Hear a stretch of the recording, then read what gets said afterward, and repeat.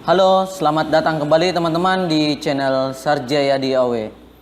Jadi, jika sebelumnya kita telah banyak belajar tentang bagaimana membuat aplikasi sederhana teman-teman dari Excel. Nah, ada request yang masuk ke saya melalui komentar di salah satu video itu yang ingin dijelaskan untuk rumus yang digunakan supaya bisa dipahami lebih detailnya seperti apa. Jadi kali ini saya berinisiatif untuk membuat formula apa saja yang paling umum saya gunakan dalam membuat semua aplikasi yang ada di video saya. Oke teman-teman, semoga dengan video ini bisa membantu teman-teman dalam menyelesaikan pekerjaannya menggunakan Microsoft Excel. Nah, sebelum kita lanjut ke materinya teman-teman, kembali lagi saya ingatkan bagi teman-teman yang belum subscribe agar subscribe terlebih dahulu dan bunyikan loncengnya supaya teman-teman tidak ketinggalan video-video berikutnya dari saya. Dan jika ada yang kurang jelas dalam penjelasan saya, teman-teman boleh masukkan di kolom komentar untuk kita diskusikan bersama atau bisa menghubungi saya secara langsung via WhatsApp yang ada di link deskripsi untuk kontak saya. Oke? Nah, di sini saya buka dulu Excel-nya seperti ini. Formula yang paling umum dan yang terbaru yang saya gunakan itu saya menggunakan formula index and match. Jadi ini sebenarnya sama saja dengan formula VLOOKUP yang pernah teman-teman pelajari sebelumnya. Hanya saja kelebihan dari index dan match ini, jika teman-teman ada penambahan kolom di istilahnya di tabel inputan itu tidak akan mempengaruhi laporan teman-teman. Contoh sederhana saja saya coba buatkan. Jadi misal teman-teman ada di sini tipe akun.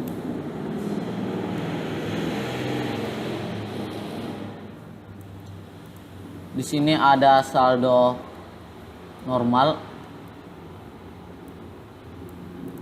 Kemudian teman-teman buat lagi tabel 1 posisi akun.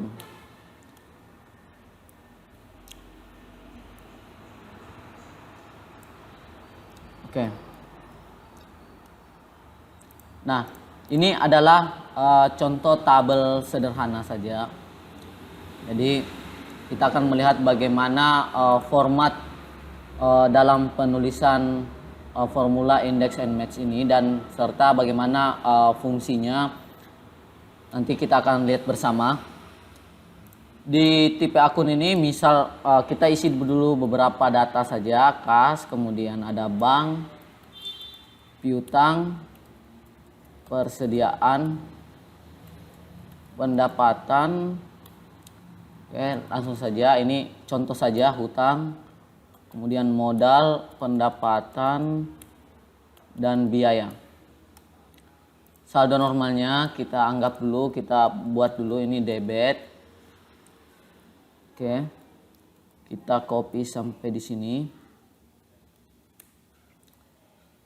Kemudian hutang itu kredit, modal kredit, pendapatan kredit, kemudian ini adalah debit.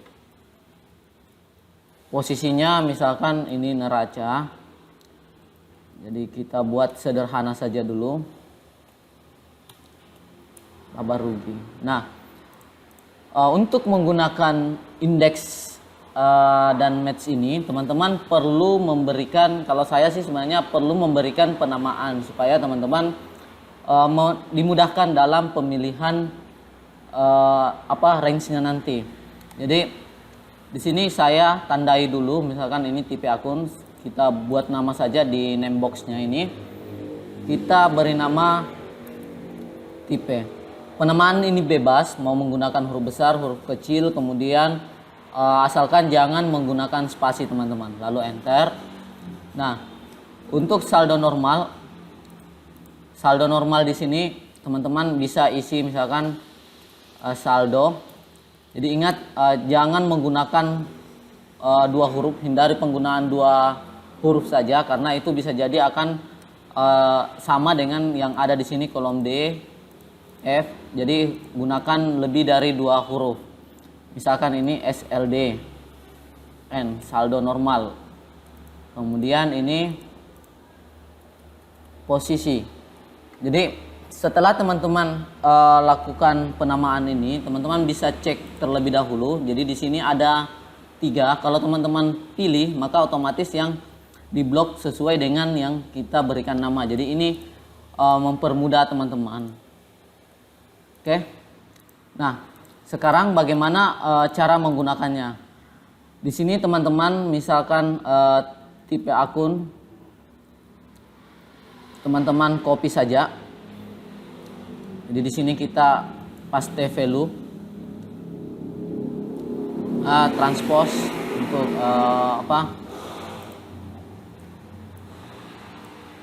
supaya dia vertikal.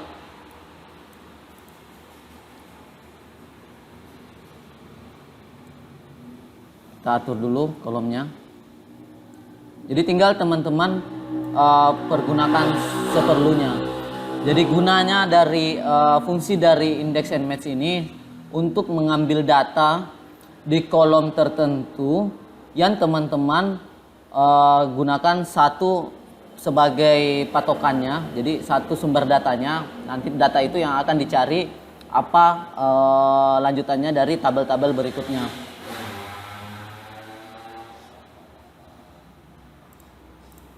Nah, di sini teman-teman coba kita lihat dulu sederhana saja. Kita akan masuk ke menu data, pilih data validasi dulu untuk membuat pilihan.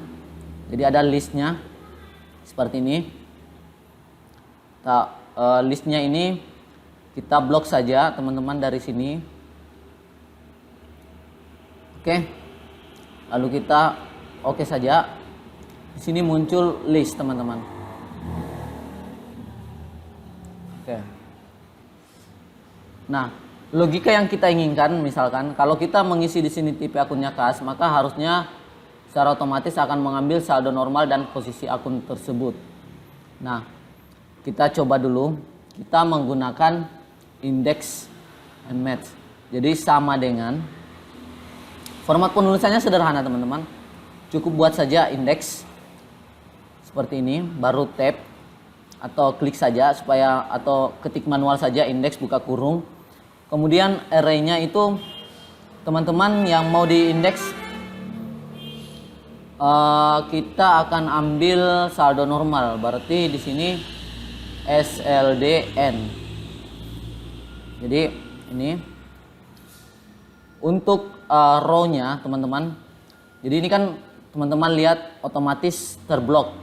Kemudian untuk SLDN-nya teman-teman buat ketik lagi untuk matching. Jadi yang kita lihat lookup value-nya itu adalah tipe akun. Tipe akunnya ini supaya formula nanti bisa di copy, ini disesuaikan saja. Teman-teman bisa absolutkan dengan menekan di keyboard F4. Jadi satu kali seperti ini muncul dolar teman-teman.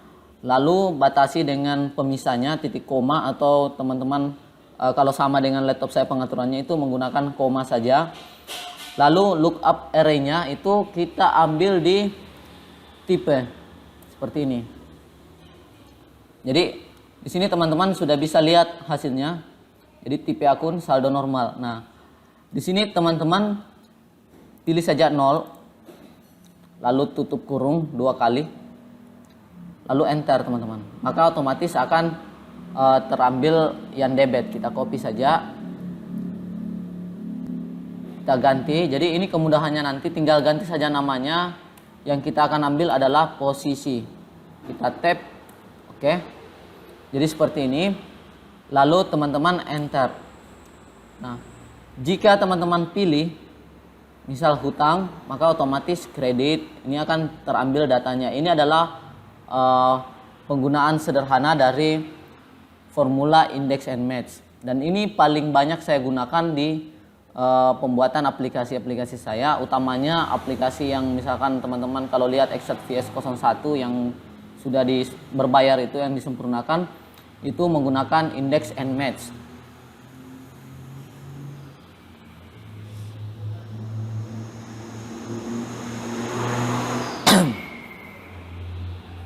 Nah, seperti yang saya jelaskan tadi, bahwa kelebihan dari index and match ini, kalau teman-teman anggap bahwa kedepannya perlu untuk menambahkan kolom baru, kolom tertentu, ini kalau misalkan teman-teman tambahkan, tidak akan mempengaruhi formulanya. Kita cek dulu, kita tambahkan kolom seperti ini, formulanya akan tetap saja teman-teman. Jadi walaupun teman-teman tambahkan misalnya ada 2 kolom baru, formulanya akan tetap. Jadi aplikasi teman-teman yang teman-teman buat itu akan stabil teman-teman.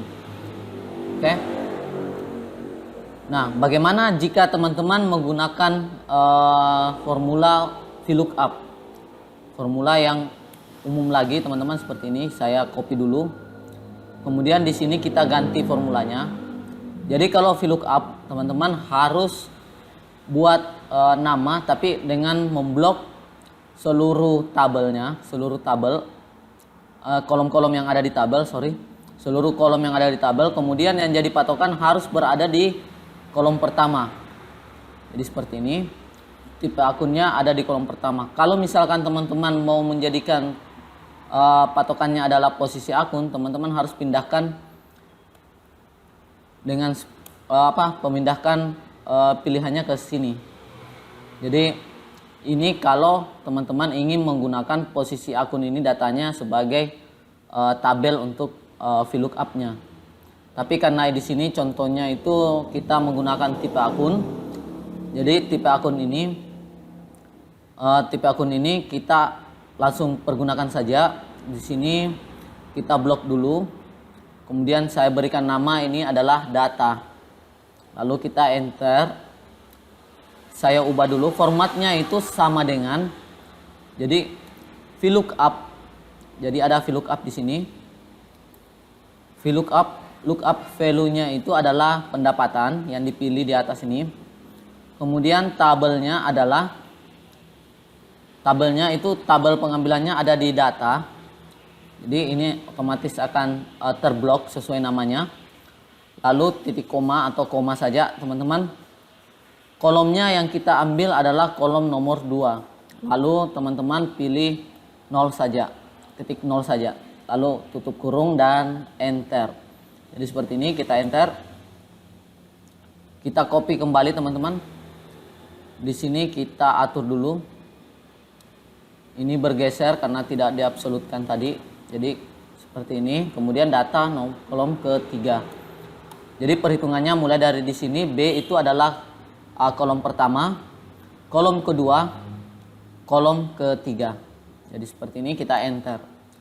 Nah, kalau dilihat sebenarnya hasilnya sama saja teman-teman. Hasilnya sama, tapi pada saat kita menambahkan kolom baru, maka di sini muncul 0 karena kolomnya strukturnya berubah menjadi kolom pertama adalah tipe akun, kolom kedua adalah kolom baru ini yang kosong. Kemudian kolom ketiga adalah saldo normal. Jadi di sini teman-teman harus update lagi semua formulanya. Jadi ini butuh waktu teman-teman. Kalau misalkan teman-teman menggunakan VLOOKUP. Jadi biasanya saya lebih senang menggunakan formula index and match ini. Nah, bagaimana kalau teman-teman misalkan hapus ini? Kita cek, ini sama-sama error teman-teman karena ini tidak ditemukan. Jadi kosong ini tidak terbaca teman-teman karena belum ada yang dipilih. Untuk menghindari kosong ini sebenarnya secara logika sebenarnya dalam Excel itu banyak jalan teman-teman, banyak cara yang bisa kita tempuh. Tapi di sini saya memberikan 2 saja. Yang pertama menggunakan formula if dan yang kedua bisa menggunakan if error untuk lebih simpelnya. Nah, contoh di sini teman-teman kan ada error. Teman-teman tinggal tambahkan saja di formulanya seperti ini. Ketikkan if error, baru pilih di sini if error, lalu tekan tab. tekan tab. Di sini value yang akan terblok otomatis formula yang teman-teman pertama kali buat tadi. Dan batasi titik koma. Maka muncul pilihan di sini bisa terklik value if error. Jadi misalkan apa yang akan kita isikan di kolom ini jika error. Kalau menggunakan Excel itu untuk kosong bisa menggunakan tanda kutip 2 kali seperti ini. Jadi ini kosong. Kita tutup dan enter. Oke. Ini berhasil teman-teman. Atau teman-teman mau mengisi teks bisa di tengahnya di sini di tanda kutipnya ini teman-teman isi pilih akun seperti ini atau akun tidak ditemukan. Jadi itu langkah pertama menggunakan if error. Langkah kedua teman-teman bisa menggunakan formula if atau logika. Jadi misalkan seperti ini, untuk yang kedua ini kita menggunakan logika if. Jadi if atau jika buka kurung seperti ini, jika tipe akun atau H4 itu sama dengan kosong, jadi sama dengan kosong, kosong itu tanda kutip 2, maka ini dia value if true-nya, maka kosongnya kalau misalkan kosong kita akan berikan juga kosong di situ. Atau teman-teman bisa isi yang sama, pilih akun. Ingat teman-teman, saat memasukkan teks di formula harus diawali dengan tanda kutip 2 kali. Kalau misalkan teman-teman masukkan angka, tidak boleh diawali dengan tanda kutip, langsung saja. Nah seperti ini. Jadi secara logika jika H4 ini kosong isinya, maka yang akan dimunculkan adalah pilih akun. Jika teman-teman ada isinya di sini, maka kita akan perintahkan untuk menjalankan fungsi indeks ini. Jadi seperti itu untuk penggunaan dua fungsi if dan if error.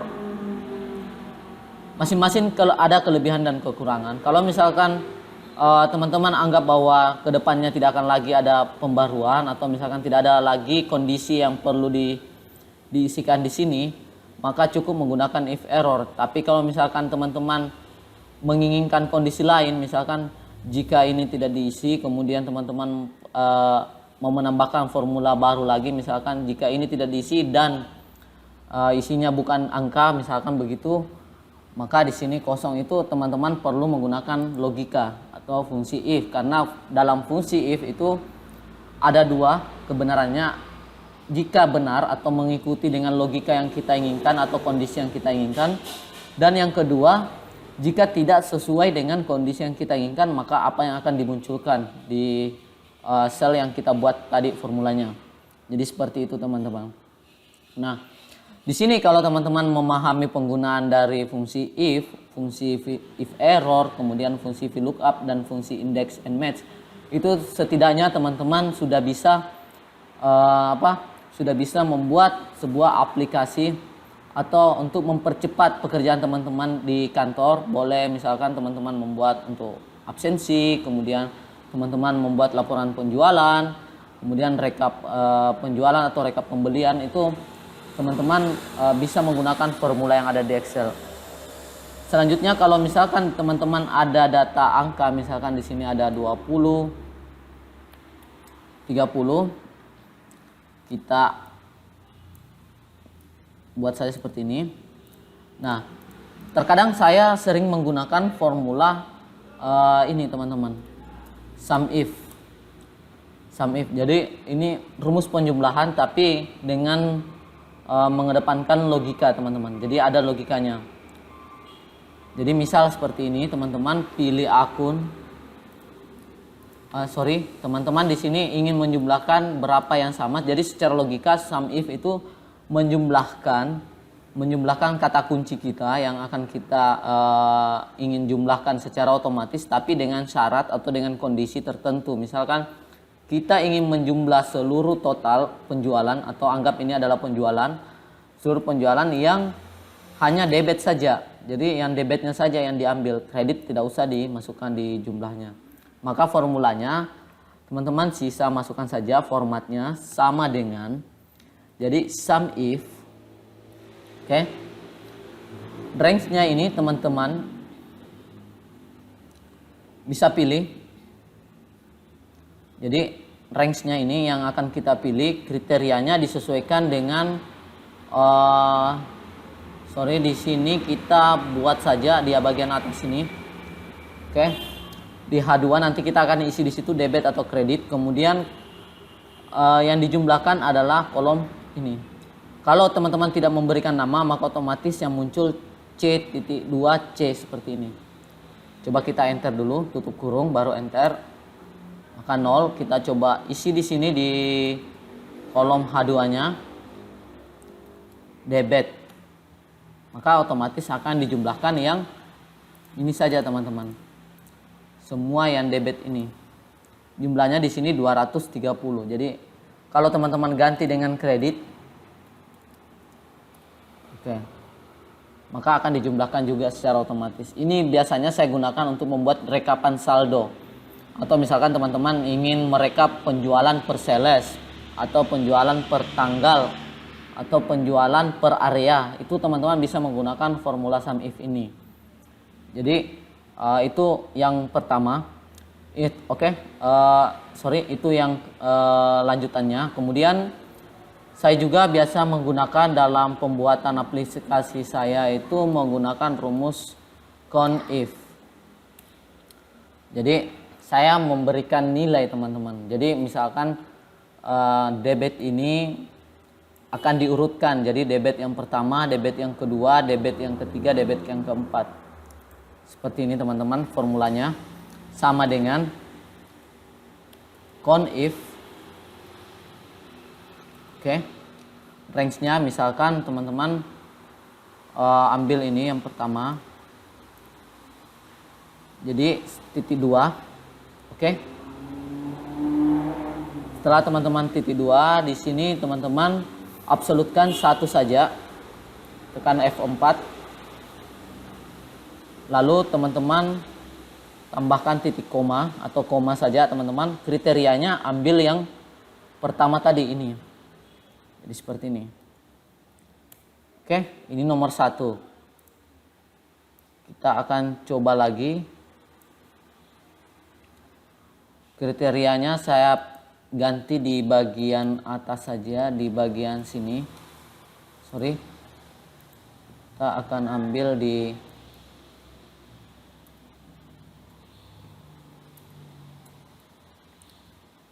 D5, kita kembalikan dulu.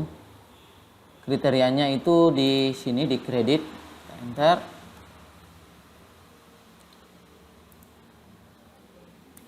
Oke.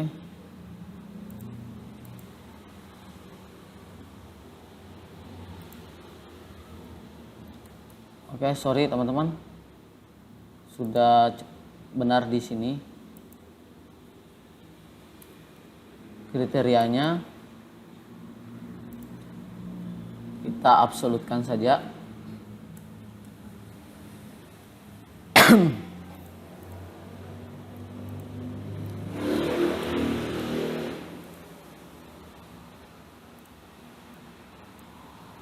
Oke. Jadi teman-teman coba perhatikan di sini ada yang muncul. Jadi ada nomor urut. Misalkan teman-teman mau ubah, ini sebenarnya disesuaikan saja, teman-teman. Seperti ini.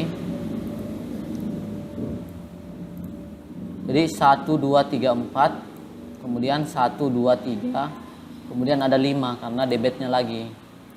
Oke. Seperti ini. Maka otomatis dia akan mengurutkan berapa kali muncul. Lalu teman-teman bisa tambahkan untuk menggabungkan teks dengan format DAN. Lalu pilih untuk akunnya sendiri. Jadi seperti ini. 1 debit. Jadi debit yang pertama, debit yang kedua, debit yang ketiga, debit yang keempat. Ini sangat berguna sekali dalam hal pembuatan, misalnya kayak misalkan buku besar, teman-teman. Saya buat buku besar untuk detail transaksi, maka ini tinggal memadukan dengan formula if. Mungkin teman-teman bisa cek sendiri di video-video saya sebelumnya. Jadi ini adalah formula-formula umum yang saya gunakan dan mungkin akan berguna bagi teman-teman jika teman-teman ingin dipermudah pekerjaannya dengan menggunakan Microsoft Excel. Jadi pelajari saja setiap rumus yang ada. Kalau misalkan error coba dikoreksi saja. Nanti kelihatan sendiri teman-teman. Nanti teman-teman akan dapat di mana kesalahannya, atau teman-teman bisa sambil mempelajari dulu apa fungsi dari formula, atau teman-teman bisa dengan menggunakan contoh sederhana saja seperti ini, supaya teman-teman setelah paham penggunaan formulanya baru teman-teman aplikasikan ke format yang teman-teman ingin buat untuk pekerjaannya atau untuk tugasnya. Oke. Mungkin di sini agak ribet teman-teman. Mungkin masih ada yang belum familiar, tapi di sini saya perlihatkan dulu bahwa yang umum saya gunakan di formula dalam pembuatan aplikasi saya itu ya rumus ini teman-teman. Nanti teman-teman sisa kreasikan, sisa dimodifikasi, sisa ditambahkan supaya lebih menarik dan hasilnya lebih baik teman-teman. Tapi jika teman-teman merasa perlu untuk mendiskusikan lebih detail, ada kebutuhannya yang mungkin ingin diselesaikan dengan bantuan formula, bisa diskusikan saya di kolom komentar saja, bisa diisi di kolom komentar, ataupun teman-teman misalkan ingin lebih lanjut bisa ke WhatsApp saya, nomor saya ada di link deskripsi teman-teman. Oke. Untuk pembelajarannya teman-teman bisa melihat video-video saya sebelumnya supaya teman-teman bisa lebih memahami fungsi dari penggunaan formulanya. Oke teman-teman, semoga teman-teman bisa mengerti format dan fungsi dari formula itu, dan nantikan video-video berikutnya dari saya teman-teman. Cukup sekian untuk sesi kali ini. Salam Sarjayadi Awe.